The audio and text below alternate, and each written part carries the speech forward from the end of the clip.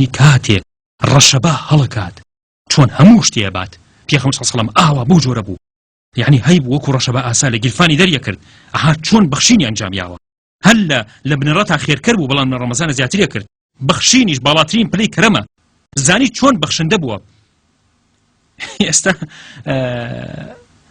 بڕەپارەکە دەربێنە و دابشکە بەسەر 30 ڕۆژەکەیە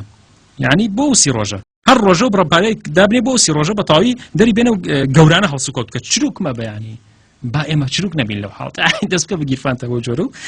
بەڵام وریا بە شتی باش ببەخشە شتی باش لن تنالوا البر حتى تنفقوا ما تحبون وەکو چۆن خەڵکی لە ڕەمەزانی پێشوا بەخشینی باشیان ئەنجامدا و بەربانیان کردەوە کەواتە چی بکەین یەکەم 5 فەرزە لە مزگەوتە دووهەم بەخشین ڕۆژانە بۆ 30 ڕۆژ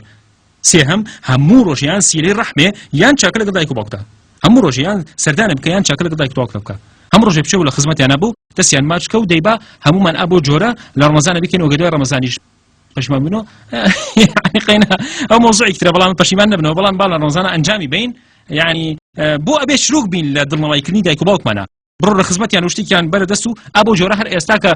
یەکسەر بچۆ خزمەتیان و ئا بۆ جۆرە یعنی دەستیان ماچکەم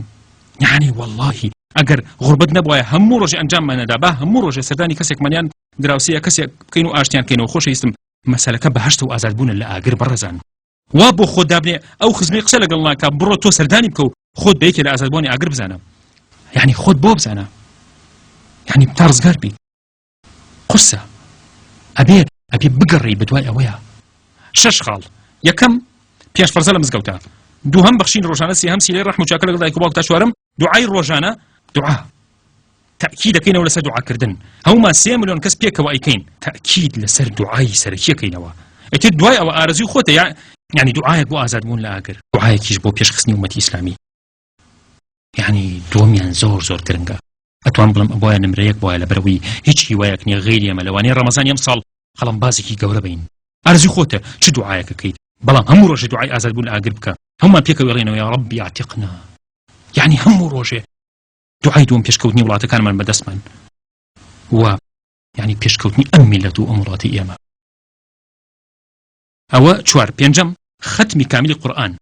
یعنی ئەمە پێنجەمە بەس ئێمە هەموو ساڵی ختم بکەین ماشان ڕەمەزانی 5-6 تا ختمان کردووە ئەی تازەی ئەم ساڵی کوایە ختمی قورئان لە نوێژەکانە بکەین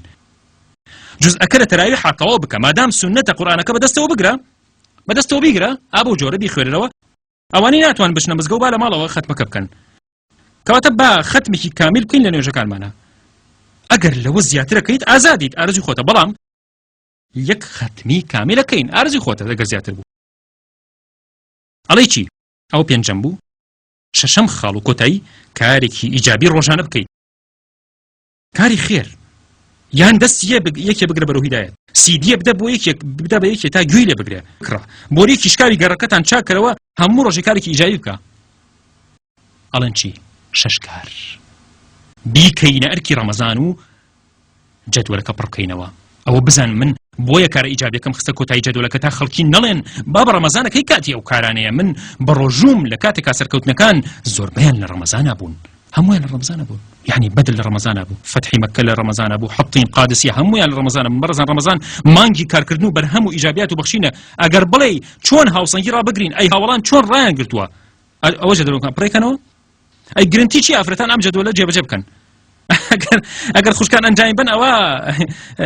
گەورەتر و گەرمترە بێ ئیشەکەی خێنە چونکە خێنە جیزدانەکان لای مێردەکان هەڵێواسن لە ماڵە لە شێشخانەکە هەڵێواسن لە حەوشەکەیە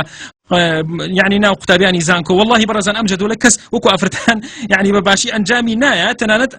ئەیسەپێن بەسەر مناڵەکانیانە بەسەر مێردەکانیانە ئەم جەدوەلە سەر ناگرێ بە ئێوە نەبێ خوشکانی باوەڕدار و ژنانی ماڵەوە یعنی ئیلا بە ئێوە سەرەکەوێت ئەبێەوە هەوڵی بن و ئیشی بۆ بکەن 6 خاڵ کورتێکەمەوە پاداشتی ڕەمەزان 6 لێ خۆش بوون ئازاد بوون لە ئاگر گەنجینەی چاکان قبوڵبوونی دوعا شەوی قەدر دڵخۆشی پەروەردگار بە بەندەکانی جەدوەلەکە ڕەمەزانی 6 خانەیە هەر 5 فەرزەکە لە مزگەوتە ئەنجام بین خێرکردنی ڕۆژانە سیلەی ڕەحم و چاکە لەگەڵ دایک و باوک دوعای ڕۆژانە 5ەم ختمکردنی قورئان لە نوێژە کاری ئیجابی ڕۆژانە الله لە بەخشندەی پەروەردگار واللهی بەڕێزان يعني هەوا ڕەمەزانمان تەواوکردن دڵخۆشم هیوام زۆرە بەوەی ژیانمان دوای ڕەمەزان هەڵسانەوەیکی سەیر بەخۆ ببینێت ئینشاء الله وسەرەتای ڕاپەڕینی ئەم ئومەتە لە ڕەمەزانی ئەم ساڵەوە بێ ئینشاء الله. واللهی بەڕێزان هیوایەکی زۆر سەیرم هەیە وزەیەکی زۆر سەیرم تایە هەموو ڕۆژێ پێشەوەی بێمە خزمەتتان سەردانێکی پێغەمبەری خواکەم صلی الله علیه وسلم لە ڕەوزەیە سڵاوی ئاراستاکەم کاتێ لە بەردەم ماڵی پێغەمبەرە وەستم لە ناخمە هەستی هەیە کە دوای ڕەمەزان حاڵەتێکی سەیر ڕوویە ئینشاء الله بە ئیزنی خوا بەڕێزان ئەزان ڕەمەزان چییە کات تکاتان لێکم بە هەند وەریگرن ڕەمەزان وەک وەرزی زستان وایە بۆ زەوی ئەمە چییە ئەمە چ پەیوەندیەکی بەمەوەیە وەرزی زستان یعنی زەوی تێر و پاراوەکات و ڕزق و ڕۆزی و باران و زیادبوونی سەرچاوی ئاو پاراوکردنی کیانەوەران و کشت و کاڵ و زەوی خێر و خێراتی خۆی کۆ ئەکاتەوە بۆ وەرزەکانی تر یعنی بۆ وەرزی ساڵی تر ڕەمەزانیش دێت ئومەت تێرا و پاراوەکە بە هەموو پێداویستەکانی لە وزەی ڕۆحی و دەرونی و باڵەکان فلا يفسق ولا يسخط ڕۆشتە بەرزەکان بانگەواز و بەرزی و ئیرادە و هێز و وزەی توانات پێ بەخشێ بەڵام ئەخۆ ئومەت ئەم وزانە بۆ خۆی هەڵەگرێیان بۆ دوای ڕەمەزان ئەمە هیوا و ئاواتی ئەم ساڵمانە وزەیەکی بێ سنوورمان دەسەکە بێت تکاتان لێکم دوای ڕەمەزانیش بیپارێزن ڕەمەزان وەک هەڵکشان و داکشانی مانگ وایە یعنی ڕەمەزان دێت داکشانی ئارۆزەکان ڕۆیات و هەڵکشانی جۆڕایەڵی بەرزە بێتەوە داکشانی چروکی دێتە کایەوە و